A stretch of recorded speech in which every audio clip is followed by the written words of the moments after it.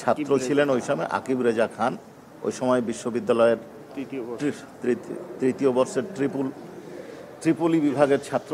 তিনি জবানবন্দি দিয়েছেন। তার জেরার শুরু হয়েছে। আমির হোসেন এবং সুজন চন্দ্র রায় দুজনের পক্ষে তার জেরা করা হয়েছে। বাকিদের জেরা 2:30টার সময় শুরু হবে। উনি কি বলেছেন? আচ্ছা, উনি ঘটনার প্রত্যক্ষদর্শী। আবু সাঈদকে আহত অবস্থায় তুলে নিয়ে হাসপাতালে পাঠানোর জন্য রিকশায় তুলে দিয়েছেন, সেই অবস্থাটা বলেছেন। উনি এই ঘটনার জন্য বিশ্ববিদ্যালয়ের প্রশাসনকে দায়ী করেছেন। কয়েকজন শিক্ষক কর্মচারীর নাম বলেছেন, পুলিশ কর্মকর্তাদের নাম বলেছেন, যারা এই হত্যাকাণ্ড ঘটিয়েছে, যারা আবু সাঈদকে আহত করেছে, লাঠিচার্জ করেছেন, যারা আবু সাঈদকে গুলি করেছে, কারা বিশ্ববিদ্যালয়ের ভেতর থেকে ঢিল মেরেছেন এবং একজন শিক্ষক ঢিল মেরেছেন, কর্মকর্তারা ঢিল মেরেছেন, এটা বলেছেন। বিশ্ববিদ্যালয়ের নাম বলেছেন? জি, কয়েকজন পুলিশের নাম বলেছেন উনি। আরিফ সাহেবের নাম বলেছেন এবং কনস্টেবল সুজন চন্দ্র রায় এবং আরেকজনের নাম বলেছেন। বিশ্ববিদ্যালয়ের শিক্ষকের কথা বলেছেন, প্রক্টর সাহেবের কথা বলেছেন এবং প্রশাসনের কথা বলেছেন। এবং ওনার পরিষ্কার মত যে বিশ্ববিদ্যালয়ের প্রশাসনের নিষ্ক্রিয়তা, নীরবতা এবং বিশ্ববিদ্যালয়ের প্রশাসনের গাফিলতির কারণেই এই হত্যাকাণ্ড সংগঠিত হয়েছে। জি, আপনারা এখন কি নাম? আরো আমরা কয়েকজন সাক্ষী আছে, দেখি আজকে হবে কিনা। আমরা ধারাবাহিকভাবে সাক্ষী। জি বলেন। আবু সাঈদ হত্যার যে সাক্ষী উপস্থিতি এটা বেশ কয়েকদিন এটা বললো, এটার কারণ কি? আপনারা অসুস্থতা বলছিলেন, বিভিন্ন জন বিভিন্ন ধরনের কথা বলছে, এটা কি আপনাদের তো এখন আসলে আমি আমাদের প্রসিকিউশন টিম থেকে একজন সাক্ষীর অসুস্থতার কথা একদিন বলা হয়েছিল, আমি যতটুকু জানি।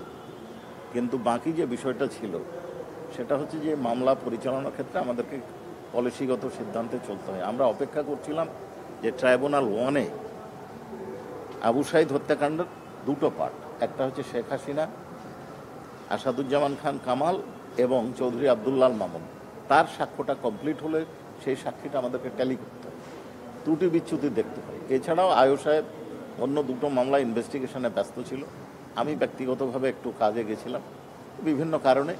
এইটা খুব বড় ধরনের কিছু ত্রুটি বা সমস্যা নয়, এটা স্বাভাবিক প্রক্রিয়া মামলার, যে কোনো সময় অ্যাডজর্নমেন্ট হবে, কোনো সময় বেশি সাক্ষী হবে।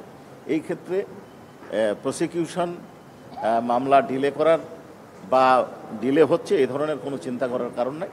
দ্রুততম সময়ের মধ্যে মামলার সাক্ষ্য গ্রহণ শেষ হয়েছে। এই মামলায় তো 62 জন সাক্ষী আমরা। জি, 62 জন সাক্ষী আছে। আজকে 12 নম্বর সাক্ষী হয়েছে।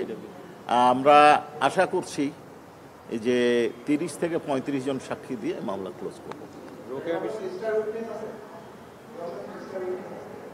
সময় বলবে, তবে সাক্ষী আছে।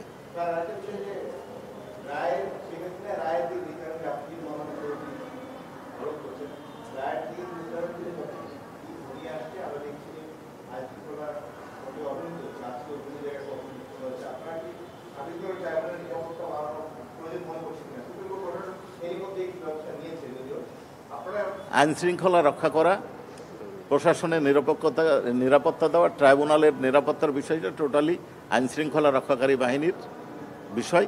তারা এটা দেখবেন বা তাদেরই দেখার দায়িত্ব। আমরা নিজেদের নিরাপত্তার কোনো অভাব বোধ করছি না।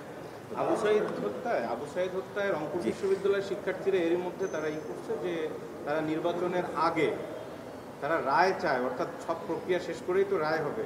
এটা কি সম্ভব? তো দেখুন, এইটা নির্বাচনের আগে না পরে কখন রায় হবে এটা বলার এখতিয়ার, সুযোগ বা আমাদের কারণেই। আমরা আশা করছি যে জানুয়ারি মাসের মধ্যে আমরা বিচার কমপ্লিট করতে পারবো। নির্বাচন কবে? জানুয়ারির মধ্যে আশা করছি। Thank you.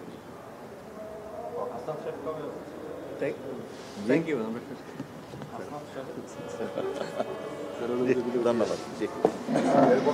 রায় কবে?